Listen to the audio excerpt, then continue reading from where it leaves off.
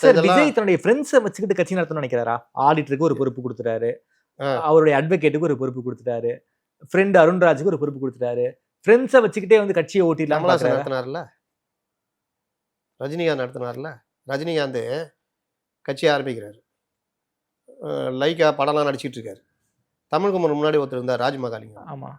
நல்லா பண்ணுறான் சார், இது சார் சார் நல்லா பண்ணுறீங்களே தம்பி, நம்ம மண்டபத்துக்கு வந்துருங்க, நீங்கள் தான் போச்செயலாளர்.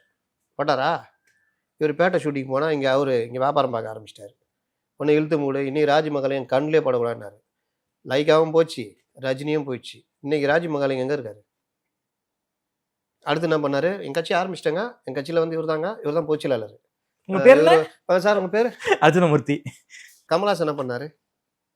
காதல் இவர் அவர் பேர்னா நாசருடைய ஒய்ஃபு ஸ்ரீபிரியா, மகேந்திரன். இது அந்த மகேந்திரன் பரவாயில்ல, அவராவது அவர் தொகுதியில் ஏதாவது செல்வாக்காக வச்சிருந்தா, அவர் தொகுதியில் நான் நிற்கிறேன்னு போய் நின்று அவரையும் காலை வாரி போட்டு இவரும் விழுந்து லாஸ்ட்டில் ஒன்றும் இல்லாமல் போயிடல. மகேந்திரா ஜெயிச்சிருப்பாரு. அவரும் திமுக இப்போ வந்துட்டாரு.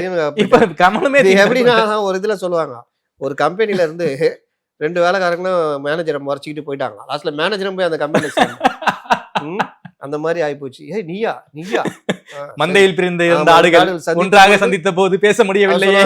நான் நீயாவது அங்க இங்க பாத்தியா, நான் வெயிட் நான் அப்படின்ற லெவல் தான் இன்னைக்கு இது. அதனால கமலஹாசன் எப்படி கட்சி நடத்தினாரு, சேம் அதே தான் இவங்க.